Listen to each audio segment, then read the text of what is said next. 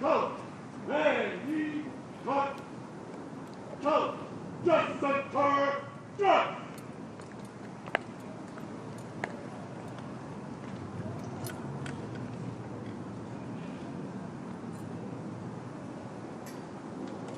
Go!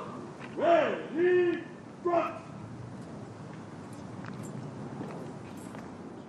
Ceremonial at ease.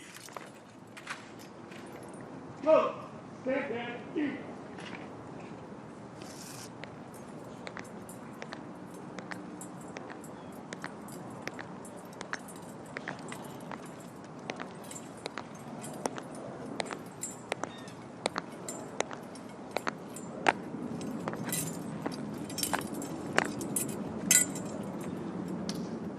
Ladies and gentlemen, may I have your attention, please? The ceremony that you are about to witness is an Armed Forces Full Honor Wreath Ceremony. The wreath will be placed by the President of the United States of America. The host for today's ceremony is Major General Alan M. Pepin, Commanding General, United States Army, Military District of Washington. The firing of a 21-gun salute will signal the beginning of today's ceremony. It is requested that everyone remain silent and standing during the ceremony. On the first note of the music, all military personnel in uniform will render the hand salute. All military personnel not in uniform will remove their headgear with their right hand and hold it at the left shoulder with the hand over the heart.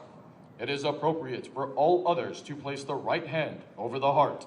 The musical honors will be played in the following order: the national anthem of the United States of America, followed by muffled ruffles and taps, which will conclude the honors. In the conduct of this ceremony, it is our desire to maintain an atmosphere of dignity and respect. Your cooperation will be greatly appreciated. Thank you.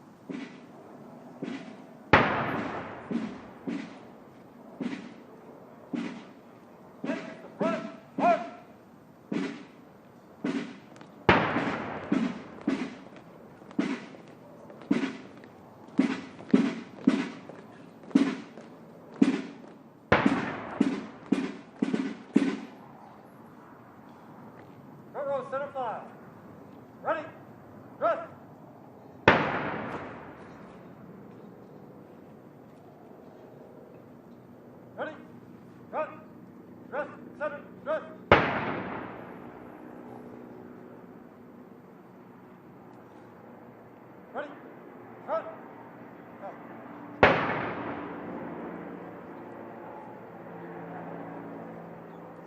Ready? Run.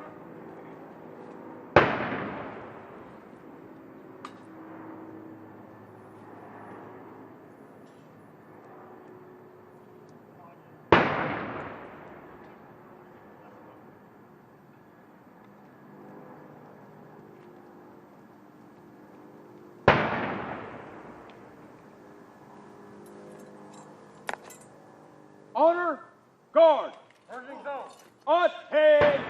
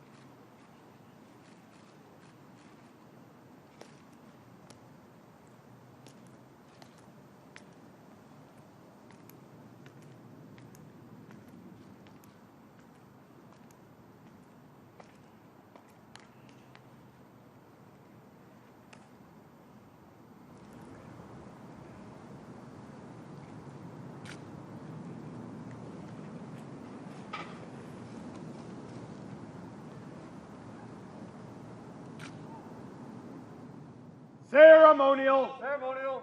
At ease. Come, stand at ease.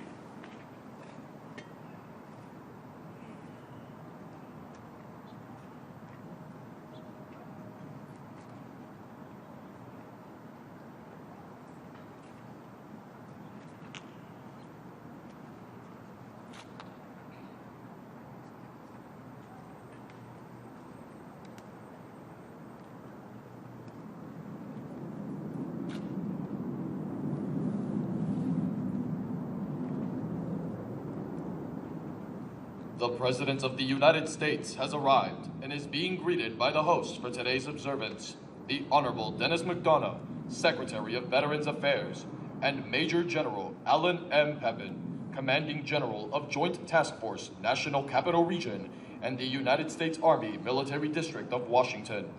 The Armed Forces Honor Guard and United States Army Band, Pershing Zone, are formed and waiting as the President moves to the tomb of the unknown soldier to place the wreath.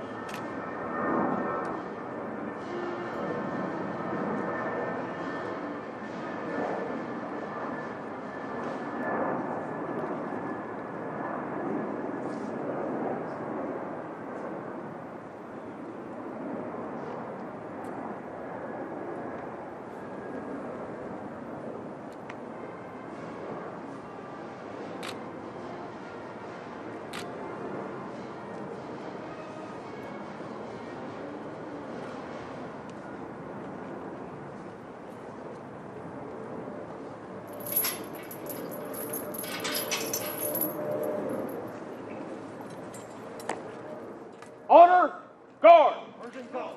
Attention.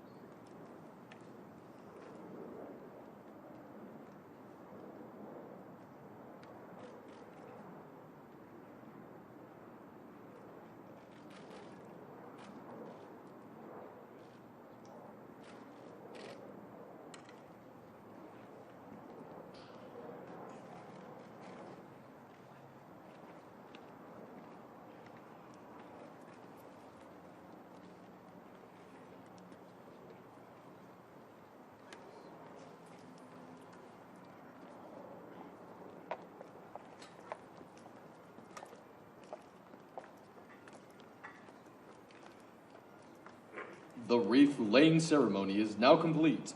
The Veterans Day program will begin momentarily. Please move to your seats.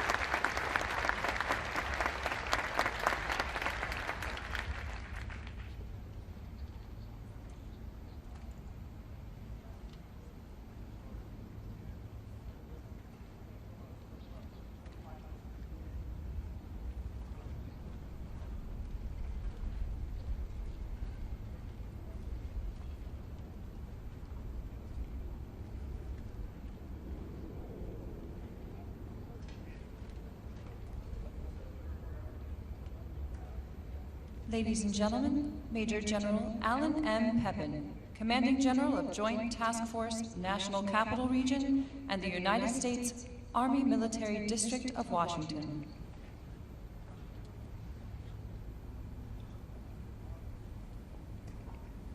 Ms. Karen Durham Aguilera, Executive Director, Office of Army Cemeteries and Army National Military Cemeteries.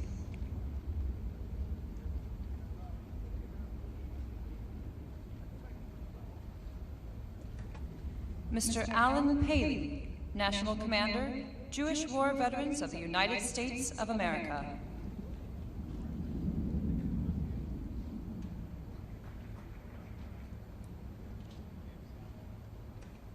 And the Honorable Dennis McDonough, Secretary of Veterans Affairs.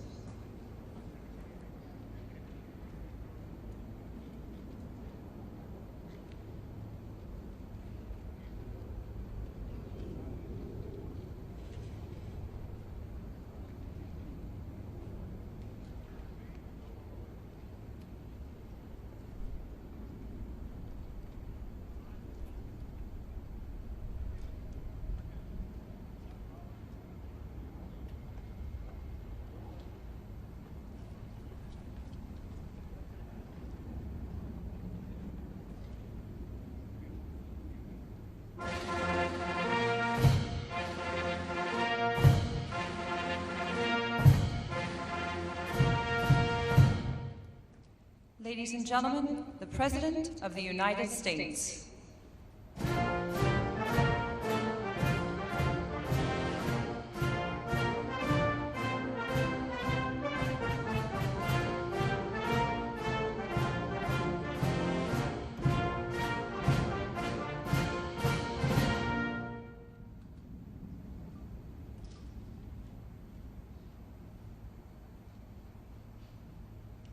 Ladies and gentlemen, please remain standing for the invocation given by Chaplain Juliana Lesher, National Director of Chaplain Service for the Department of Veterans Affairs.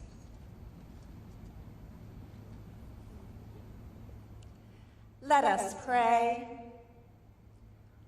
Almighty and loving God, we come before you this day to honor our nation's veterans, those men and women who have bravely given of themselves on behalf of all of us as a nation. Throughout our nation's history, you, God, created and designed each of our nation's veterans with unique gifts, abilities, talents, and values, which would guide and direct them to a unified calling and mission, the defense of our nation's freedoms. And we are ever so grateful for those men and women who sacrificially chose to leave the comforts of family, friends, home, and security to use their God-given gifts and abilities for the most noble mission of the preservation of our nation. Our nation's veterans have faced horrific challenges on land, sea, and air. And you, as our omnipresent and ever-abiding God, have strengthened and upheld our service members and veterans through their darkest hours. You are the God who sees and understands each of us. Though humanly we do not know the names and diverse characteristics of all who have served, you, God, know. As the inscription on the tomb of the unknown reminds us, here rests, in honored glory, an American soldier known but to God. Thank you for uniquely designing each of us, for knowing each of us, and for your everlasting care. As we honor our nation's veterans, may you, God, continually equip each of us to give of ourselves in a purposeful mission and calling which seeks to uphold and honor the well-being of our nation. In your holy name we pray. Amen.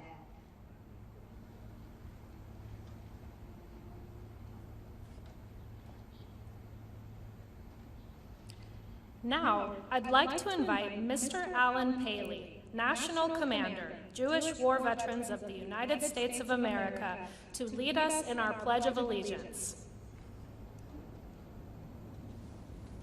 I pledge allegiance to the flag of the United States of America and to the republic for which it stands, one nation, under God, indivisible, with liberty and justice for all. Please be seated. It is now my distinct privilege to introduce the members of the Veterans Day National Committee located in box seats throughout the amphitheater. The committee was formed by presidential order in 1954 to plan this annual observance in honor of America's veterans and to support Veterans Day observances throughout the nation. Please hold your applause until I have introduced these special guests. If you're able, please stand when your name is called. Mr. Alan Paley, National Commander, Jewish War Veterans of the United States of America. Mr. Tom Burke, National Vice President, Vietnam Veterans of America. Mr. Matthew M. Fritz Mahelchik, Commander-in-Chief, Veterans of Foreign Wars. Retired Navy Chief James W. Campbell, National President, Fleet Reserve Association. Mr. Gregory S. Hoon, National Commander, AMVETS. Mr. Charles Shearer, National Commander, Army and Navy Union. Retired Navy Fleet Master Chief Paul A. Kingsbury, President, Non-Commissioned Officers Association.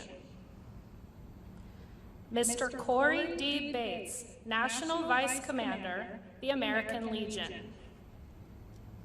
Mr. James McCormick, National Commander, Military Order of the Purple Heart. Retired Marine Corps Sergeant Major Johnny Baker, National Commandant, Marine Corps League. Retired Army Chaplain Brigadier General Robert Pliskowski, National President, Military Chaplains Association. Retired Marine Corps Corporal Charles Brown, National President, Paralyzed Veterans of America. Retired Marine Corps Lieutenant Colonel Jack Murray, National Commander, Legion of Valor of the United States of America. Retired Army Lieutenant Colonel Michael A. Oken, MD, Commander-in-Chief, Military Order of the World Wars. Mr. Justin Jump, National President, the Retired Enlisted Association.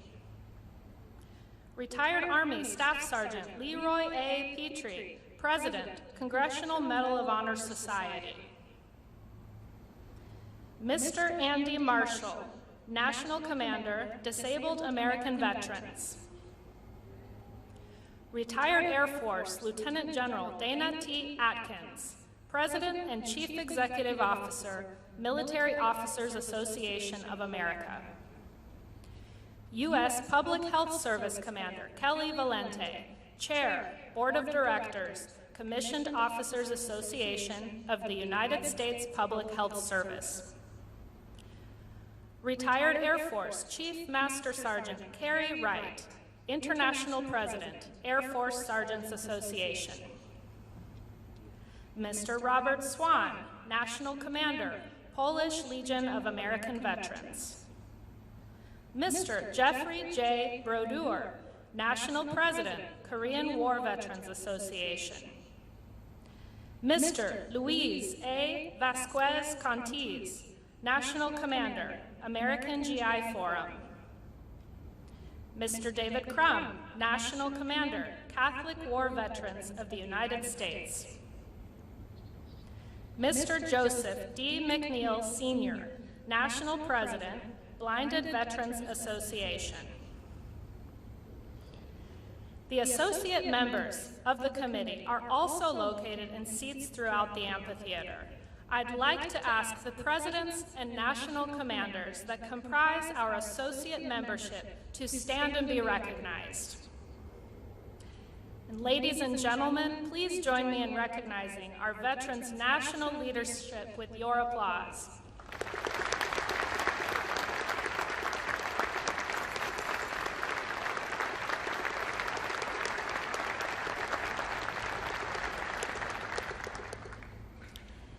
It is now my pleasure to introduce the Executive Director, Office of Army National Cemeteries and Army National Military Cemeteries, Ms. Karen Durham Aguilera.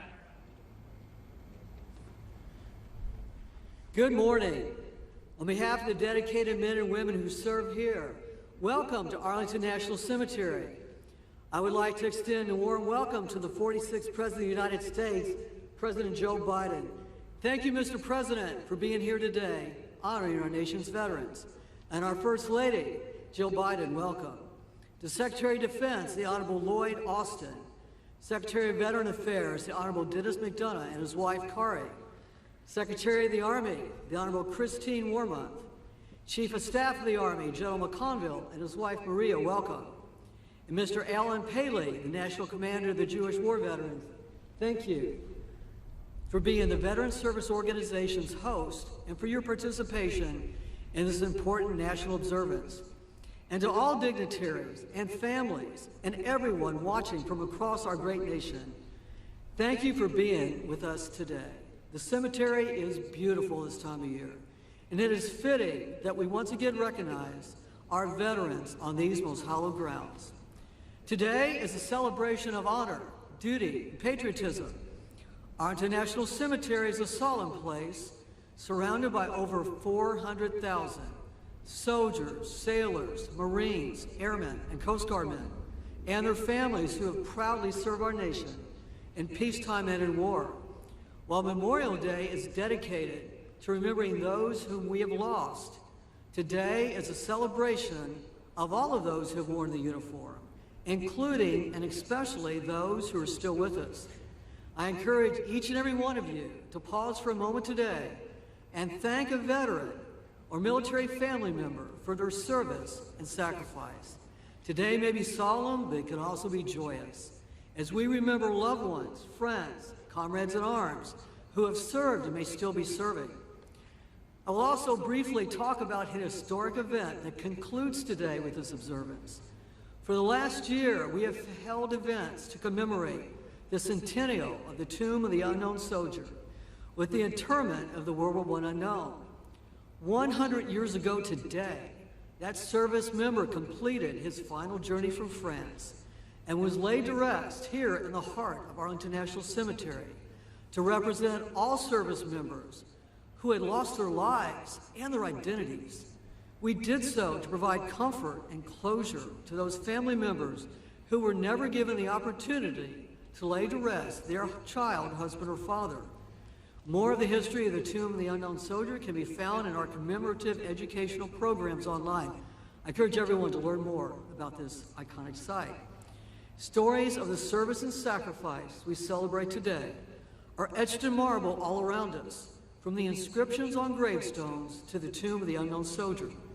Most important are the patriotism, valor, and fidelity etched in the hearts and souls of our service members, past, present, and future. They are the vanguard of our freedom and our liberty.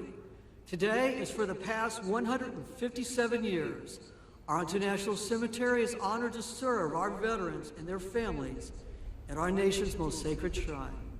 No place at Arlington National Cemetery can be purchased. Each must be earned through honorable service. To everyone here today, I'm proud to say we are a great people, honoring service and sacrifice to a grateful nation. So thank you to all of our veterans and families, and once again, welcome to Arlington National Cemetery.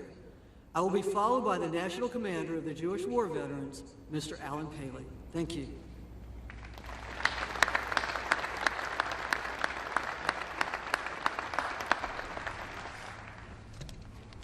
President Biden, Secretary McDonough, Director Aguilera, Major General Pepin, distinguished guests, my fellow veterans, ladies and gentlemen. On Veterans Day, at the 11th hour on the 11th day of the 11th month, we pause for a few brief moments to both honor and pay tribute to the men and women who served in the defense of our country and then returned home. We owe you our thanks, our respect, and our freedom. George Washington spoke about the country's obligation to care for its veterans and their families. He said, "The willingness with which our young people are likely to serve in any way shall be directly proportional to how they perceive the veterans of earlier wars were treated and appreciated by their nation." Let us remember, treated and appreciated. Engraved on a granite wall of the Korean War Memorial a short distance from here is a simple but powerful phrase: freedom is not free. The freedoms we enjoy today were made possible by the more than 19 million living veterans and countless others who served in the defense of our country. The symbols of America and freedom are interlocked, and they are present here today. The flags flying, the white grave markers, and all of us, the veterans and service members who protected our nation. It is you that we celebrate and honor today. Our work continues as citizens in supporting America's veterans and service members. JWV and VSOs must continue to fight for adequate funding for VA services and assure that issues facing veterans from all eras remain at the forefront. I call on each of you to take action and make your voice heard on issues we continue to face, including ending homelessness, increasing access to health care, delivering mental health care, reducing claims processing times, deploying integrated electronic health records, and addressing toxic exposure concerns in a comprehensive way. Seated throughout the amphitheater this morning are the leaders of many veteran service organizations. Every VSO was created with the purpose to advocate for the unique needs of the veteran community. VSOs understand and work tirelessly to maintain and improve the benefits we earned. There is strength in numbers, and veterans must continue to be strong advocates and have our voices heard. When the Jewish War Veterans celebrated its 100th anniversary, our national commander, Robert Slyman, also addressed this gathering. His closing remarks that day are just as powerful today as they were in 1996. He said, and I quote, "Never should our government presume that by setting aside but one day, they have met their obligation to the survivors of yesterday's wars and today's or tomorrow's conflicts. We welcome your thoughts that this is not merely a singular day of honor, but indeed a public recognition of obligation to service. And we welcome your concerns that such obligation must be answered with compassion and with resolve." End quote. I stand before you as a veteran myself. As we honor, celebrate, and share thanks, we must remain vigilant and continue to ensure that the freedoms, benefits, and services we enjoy today remain with us for centuries to come. May God bless those who have earned the title of veteran, and may God bless the United States of America. Thank you.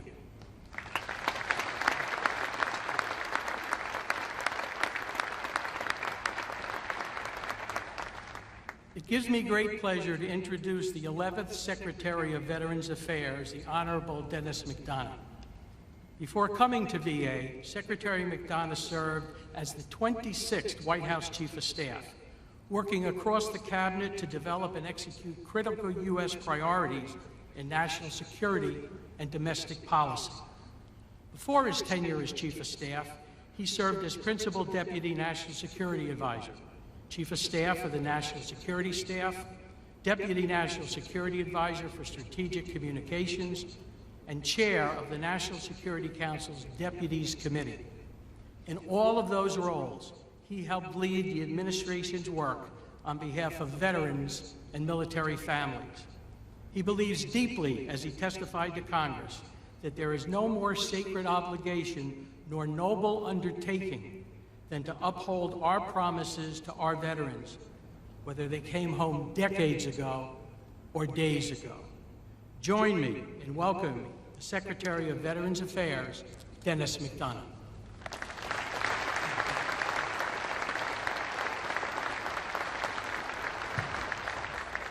Thanks, Alan, for that very generous introduction, for your service to our country, and for leading today's fantastic host organization, Jewish War Veterans of the United States of America. Mr. President, welcome. My deepest thanks to you and to the First Lady for being here. We are forever grateful for your leadership, for your unwavering support of our nation's veterans, their families, caregivers, and survivors. Let me also acknowledge the distinguished leaders from the Cabinet, Congress, VA, veteran service organizations, veteran family and caregiver advocacy organizations, and our Veterans Day National Committee. It's great to be here with you. Most of all, thanks to the veterans, their families, caregivers, and survivors with us this morning. This day is your day, and it's an honor to spend it with you.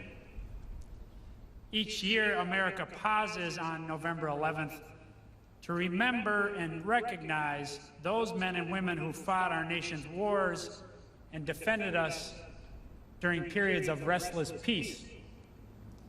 From the beginning of our fight for independence at Lexington and Concord to the end of the longest war in American history in Afghanistan, millions of veterans have risked their lives to preserve the democratic ideals of this great nation. We live in peace and prosperity today because of them and because of you. On this day, we must not only appreciate those great blessings and the vets who delivered them, we must also remember the terrible cost at which they came. Veterans have told us of the costs of war throughout history. In letters home from World War II, Captain George Montgomery of the 82nd Airborne Division described his experience on D-Day, writing, "I never, in my wildest dreams, knew such terror could grip your very soul." Senator Max Cleland, an indefatigable patriot, hero of the war in Vietnam, and the father of the modern VA, who passed away earlier this week, echoed that sentiment, writing, "War is as close to hell on earth as anything ever could be."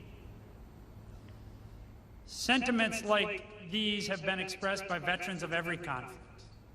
Those who bore the bloody battles of the American Civil War, the hellish trenches of the First World War, the frozen mountains of Korea, the jungles of Vietnam, the cities, deserts, mountains of Iraq and Afghanistan. Many service members gave their last full measure of devotion during those wars, some of whom now rest on the hallowed grounds of the cemetery or in the tomb of the unknown soldier, which, as of today, has stood for 100 years. Other brave service members come home as veterans. But for those veterans, those wars did not end when the final bullet was fired, nor when the final service member came home. Instead, those wars live on, in their minds and in their bodies, in scars visible and invisible, sometimes for years, sometimes forever. This day, Veterans Day, is our day to honor the vets who made those sacrifices, a day to remember what they've done for us, a day to recognize that when those veterans serve and sacrifice, so do their families, their caregivers, their survivors. But critically, Veterans Day is also a call to action, a reminder that it's our sacred responsibility as Americans to serve those who have served our country.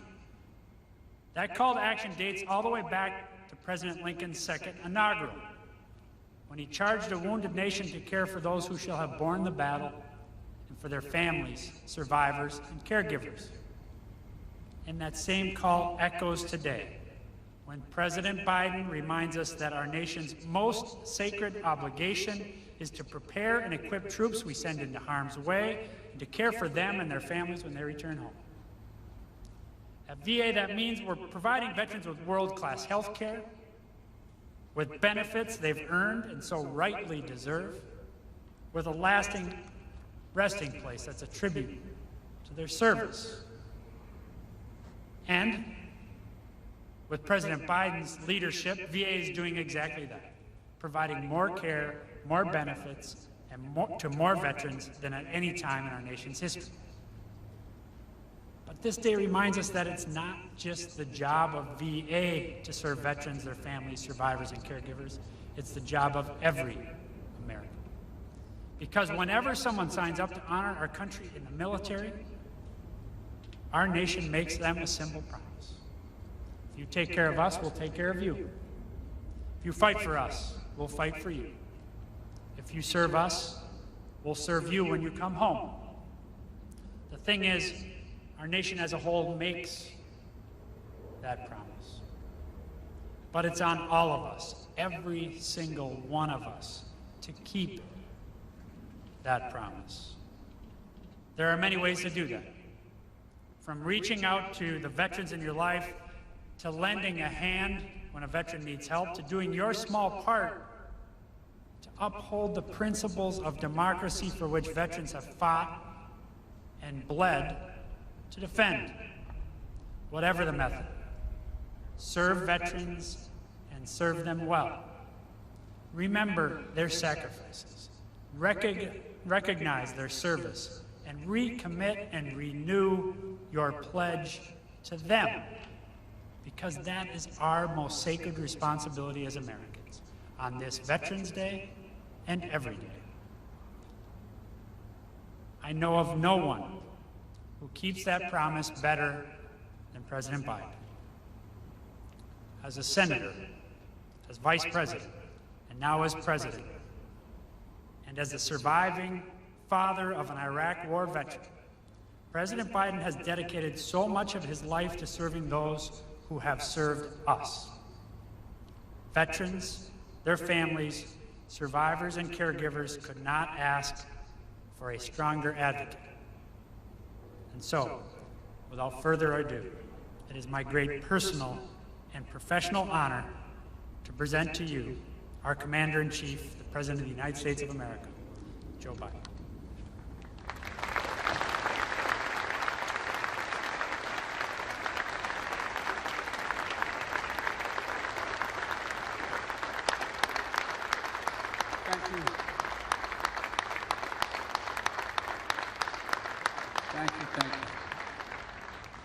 Thank you, Mr. Secretary. Folks, being President of the United States, you are afforded many opportunities to try to express your love, commitment, and admiration for the American people. And I must say to you that the single greatest honor I have been afforded as president is to stand before so many of you, those Medal of Honor winners out there, and talk about Veterans Day and veterans.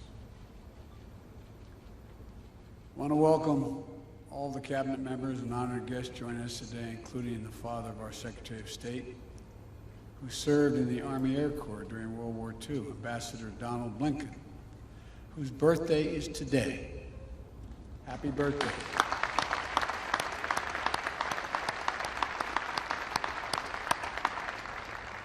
Thank you for your service to our country. And I just want to tell you, I know you're a little younger than I am, but you know, I've adopted the attitude of the great Negro at the time, pitcher in the Negro Leagues, went on to become a great pitcher in the pros, into the Major League Baseball after Jackie Robinson. His name was Satchel Paige. And Satchel Paige, on his 47th birthday, pitched a win against Chicago. And all the press went in and said, "Satch, it's amazing. 47 years old, no one's ever pitched a win at age 47. How do you feel about being 47? He said, "Boys, that's not how I look at it." I said, "How do you look at it, Satch?" He said, "I look at it this way. How old would you be if you didn't know how old you were? I'm 50 years old, and the ambassador's 47. But all kidding aside, Mr. Ambassador, thank you for your service during World War II, as well as your service as an ambassador. And thank you for raising such a fine man, Tony Blinken, our Secretary of State. To all our veterans, past and present, we thank you, we honor you, and we remember always what you've done for us.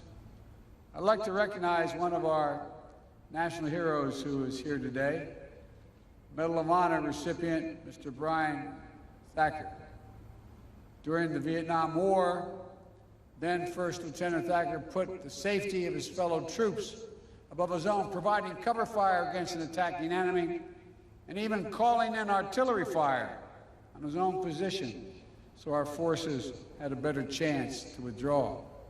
Wounded, unable to leave the area, he evaded capture for 8 days until finally federal friendly forces retook the position. Yours is a remarkable story. It'll never be forgotten. We'll also never forget the stories of American leaders and icons we've lost recently, who shaped our nation in ways that are hard to measure. I've lost, like many of you, 3 good friends in the last month. General Colin Powell, a child of immigrants who grew up to be the chairman of the Joint Chiefs of Staff, the Secretary of State, a man who was a friend but who earned the universal respect of Americans and people for his leadership in uniform and out. And a guy who became good friends, and many times I was in and out of Iraq as a vice president and a senator, General Ray Odierno, who I met multiple times in Iraq, and who did so much to help get us where we are today, and who always put the troops and his veterans first. It was an honor to have my son, Major Biden, serve under his command at the time. And my friend and colleague, who was mentioned already, United States Senator Max Cleland, who as a triple amputee knew the cost of war as well as anyone could ever know it, and went on to champion the dignity and care of Americans and wounded veterans throughout his life. We lost all 3 of these incredible veterans in the last several weeks, and our hearts go out to their families. These are stories that inspire generation after generation of Americans to step forward to defend our nation. And today, we pay homage to the unrelenting bravery and dedication that distinguish all those who have earned the title of American veteran. It's an honor that not only a small percentage of Americans can claim, and one that marks those who are able to claim it as brothers and sisters. It's a badge of courage that unites across all ages, regardless of background, because to be a veteran is to have endured and survived challenges most Americans will never know. You've come through the trials and testing, braved dangers and deprivations, faced down tragic realities of war and death. You've done it for us. You've done it for America, to defend and serve American values, to protect our country and our Constitution against all enemies, and to lay a stronger, more secure foundation on which future generations can continue to build a more perfect union. Each of our veterans is a link in a proud chain of patriots that has stood in the defense of our country from Bunker Hill to Belleau Woods Gettysburg to Iwo Jima, Chosin Reservoir to Konar Valley. Each understood the price of freedom, and each shouldered that burden on our behalf. Our veterans represent the best of America. You are the very spine of America, not just the backbone, you're the spine of this country. And all of us owe you. And so on Veterans Day, and every day we honor that great debt and recommit ourselves to keeping our sacred obligation as a nation to honor what you've done. We have many obligations to our children, to our elderly, to those truly in need. But I've gotten in trouble way back when I was a young senator for saying we only have one truly sacred obligation. We have many obligations, but one truly sacred obligation. To properly prepare those and equip those who we send into harm's way and care for them and their families while they're both deployed and when they return home. This is a lifetime sacred commitment. It never expires. And for me and for Jill and for the entire Biden family, it's personal. When Bo was deployed to Iraq, after spending 6 months in Kosovo as an assistant U.S. attorney trying to set up a criminal justice system, I got a call from him one day. He said, "Dad, what are you doing Friday?" And I said, "What do you need, hon?" What do you need? He said, "I'd like you to pin my bars on." I said, "What in the heck have you done?" He said, "Someone's got to finish these wars, Dad." True story. Jill and I learned what it meant to pray every day for the safe return of someone you love. So many of you have done that. Our grandkids learned what it meant to have their dad overseas in a war zone instead of back at home for a year, tucking them into bed and reading that story every night. Thousands of Americans, tens of thousands, have had that experience. As the English poet John Milton wrote, "They also serve who only stand and wait." All the mothers and fathers, sons and daughters, spouses, all those who stand alongside our veterans and their families, caregivers, survivors, you are the solid steel spine that bears up under every burden, the courageous heart that rises every challenge. We've asked so much of you for so long, and our nation is grateful. For 2 decades, the lives of our service members and their families and veterans have been shaped by the conflicts in Iraq and Afghanistan. Since 9/11, hundreds of thousands of Americans have served. So many are still serving today in harm's way, and we cannot forget them. The American people are forever grateful and in awe of what you've accomplished.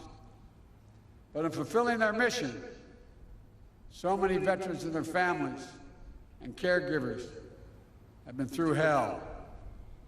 Some facing deployments after deployment, spending months and years away from their families, missing birthdays, anniversaries, and collections.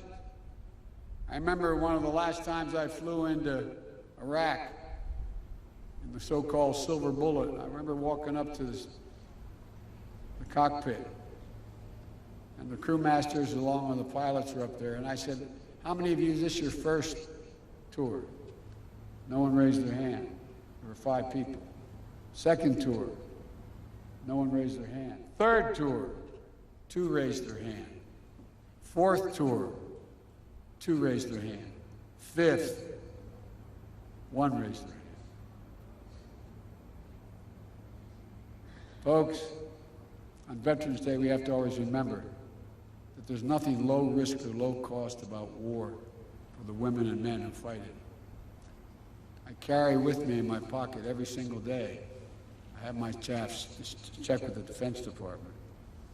In the back of my schedule, I have U.S. daily troops in Afghanistan, killed and wounded. U.S. daily troops in Iraq, killed and wounded. 52,323, not roughly 53,000.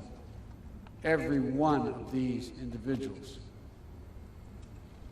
as a family, that's a unit at home. 53,323 American servicemen and women wounded in the conflicts of Iraq and Afghanistan. 7,074 gave their lives, the last full measure of devotion. Untold, thousands more return home, as our secretary can tell you, with unseen psychological wounds of war. The enduring grief borne by our Gold Star families. These are the cost of war that we'll carry as a nation for decades to come. And to all veterans, service members, their families, caregivers, survivors, I want you to know that our administration is going to meet the sacred obligation that we owe you. We're going to work with Congress, Republicans and Democrats together to make sure our veterans receive the world-class benefits that they've earned and meet the specific care, specific needs that they each individually need. That means expanding presumptive conditions for toxic exposure, particulate matter, including Agent Orange and burn pits. We're going to keep pushing on this front to be more nimble and responsive, reviewing all the data and evidence to determine additional presumptive conditions that make sure our veterans don't have to wait to get the care they need. It also means prioritizing mental health care that's necessary to treat the invisible wounds that so many of our veterans carry, including pursuing our newly released comprehensive public health strategy to reduce military and veteran suicides. I want to say clearly to all our veterans, if you're struggling, you're so used to never asking for anything. If you're struggling, reach out. Call the Veterans Crisis Line. Having trouble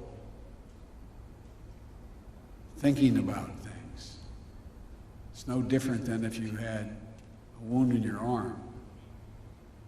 It's also making sure that the growing population of women and LGBTQ plus veterans receive appropriate services and support.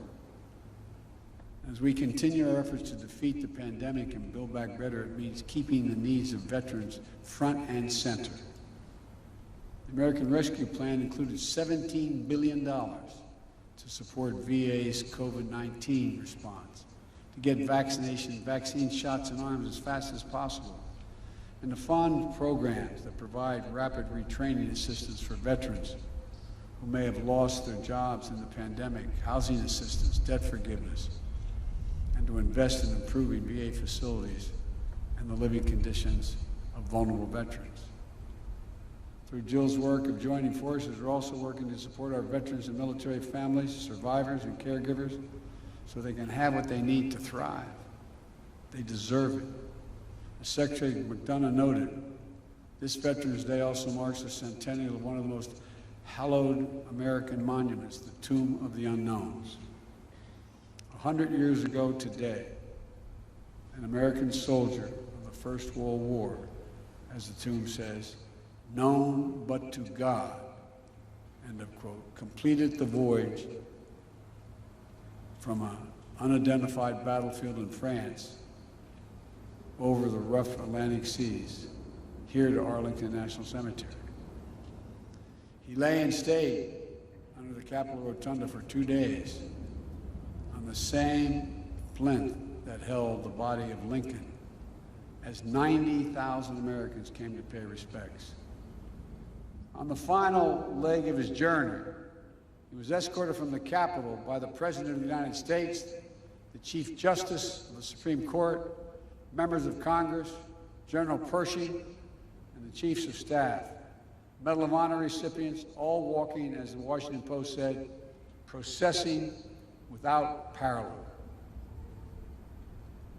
to give honor due to American servicemen. Not just the anonymous soul today entombed in gleaming marble, but the generations of Americans who dared all, risked all, gave all for the cause of freedom. To commemorate in the wounds of the member, in the words of a member of Congress who proposed the legislation creating the memorial, an American warrior, quote, this is the quote, who typifies the soul of America. You veterans of the soul of America, America's soul. It's why our veterans have always fought, always been willing to put themselves on the line. That the first unknown lies now with his brethren, unnamed warriors from later wars, fellow patriots who picked up the mantle of honor and made it their burden. Today, 100 years later, we keep a sacred watch over their graves. Generations of elite sentinels have taken the post, pledging their eternal vigilance. We lay wreaths, we renew our oaths, we stand in solemn awe of such fidelity. Because for us to keep faith with American veterans, we must never forget exactly what was given us, what each of them is willing to put on the line for us. We must never forget that it is the mighty arm of the American warrior, never bending, never breaking, never yielding, generation after generation, has secured for us the blessings of a nation that still stands today as a beacon of liberty, democracy, and justice around the world. God bless you all. God bless all American veterans and those who proudly earn that title. And may God protect our troops. Thank you.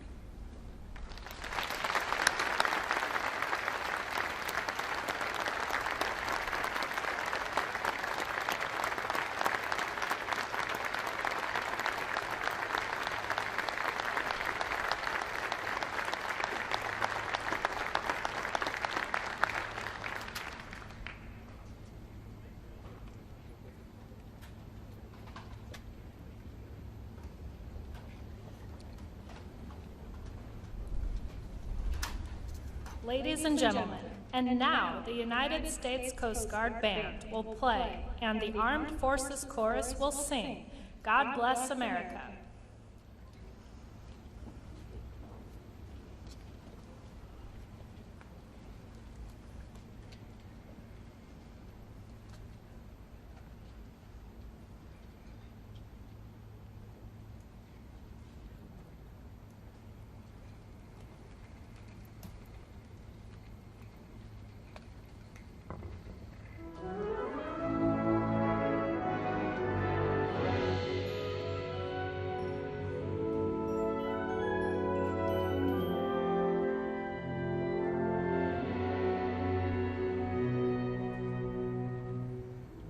While the stormy clouds gather far across the sea, let us swear allegiance to a land that's free.